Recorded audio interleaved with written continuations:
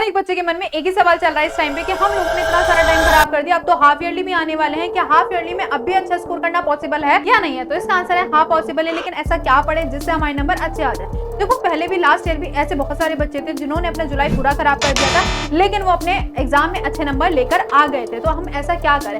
आपको चाहिए होगी सही डायरेक्शन। अगर आपको सही डायरेक्शन मिल गई तो आप अच्छा स्कोर कर सकते। तो हाय एवरीवन, मेरा नाम अनम, मैं हूँ आपके मैथ्स मेंटर। तो आज मैं आपको बताने वाली एक ऐसी स्ट्रैटेजी जो कि आपके प्रिपरेशन को पूरा चेंज कर देगी। तो आप सभी लोगों ने ये सोचा होगा कि समर वेकेशन में हम लोग पूरा सिलेबस कंप्लीट कर लेंगे, लेकिन ऐसा कुछ भी नहीं हुआ। आप लोगों ने पूरा समर वेकेशन टाइम वेस्ट कर दिया। लेकिन ऐसे कुछ बच्चे होंगे जिन्होंने अपना समर वेकेशन यूटिलाइज करा होगा अच्छे से पढ़ के। तो हम क्या करें? इसके लिए मैं आपको बताने वाली हूँ आज 4 स्टेप जिससे आप अपने हाफ ईयरली में अच्छा स्कोर कर लोगे। तो सबसे पहली चीज, आपको पूरे चैप्टर को समझना होगा।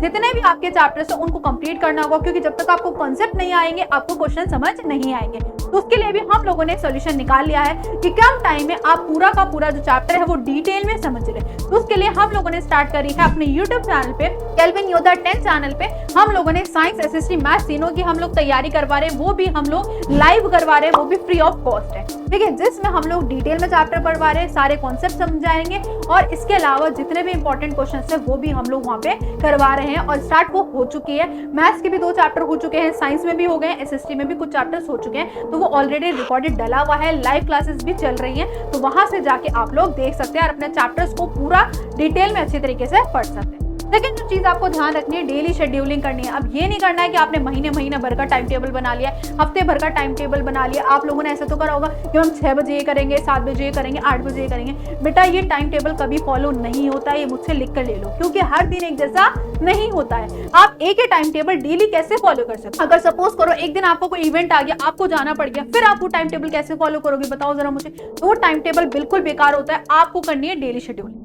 आपको क्या करना है, रात में सोने से पहले अगले दिन का आपको टारगेट सेट कर लेना है। एक पेपर लेना है, पेपर लेने के बाद उसमें लिखने है कि मुझे इतना या तो क्वेश्चंस करने हैं, या ये चैप्टर कंप्लीट करना है, या मुझे इतने पीवाईक्यूज करने हैं। ये आपको टारगेट जो है वो अगले दिन के लिए सेट करना है। अब ऐसा भी अनरियलिस्टिक गोल भी मत सेट कर लेना जो कि आपसे पॉसिबल ही ना हो करना।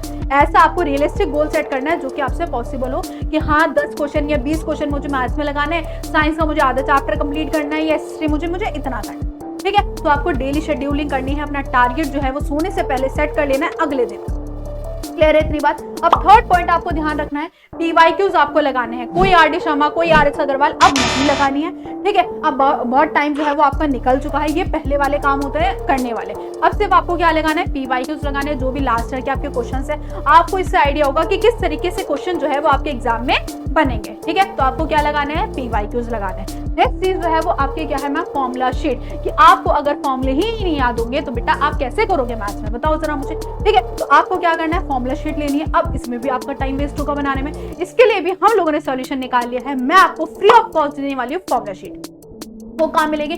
डिस्क्रिप्शन में आपको लिंक मिल जाएगा, वहां पे क्लिक करके आप फॉर्मूला शीट को फ्री ऑफ कॉस्ट प्रोवाइड कर सकते हैं। उसमें हर एक चैप्टर के आपको क्या दिख जाएंगे, फॉर्मूले दिख जाएंगे, प्लस कॉन्सेप्ट भी वहां पे होंगे आपके पास, ठीक है। तो फॉर्मूला शीट उसको प्रिंट करवा के आपको कहाँ लगा लेना है, अपने वॉल पे लगा लेना है। जब डेली अपने टेबल बैठोगे, जब आपकी नजर उस पर पड़ेगी तो आपको ऐसे ही फॉर्मूले जो है वो याद हो जाएंगे। क्लियर है? तो फॉर्मूला शीट वाला काम आपको कर लेना है। नेक्स्ट जो है कुछ बोनस टिप मैं आज आपको देने वाली हूँ कि भाई सबसे पहली बात, रट्टा आपको नहीं लगाना है।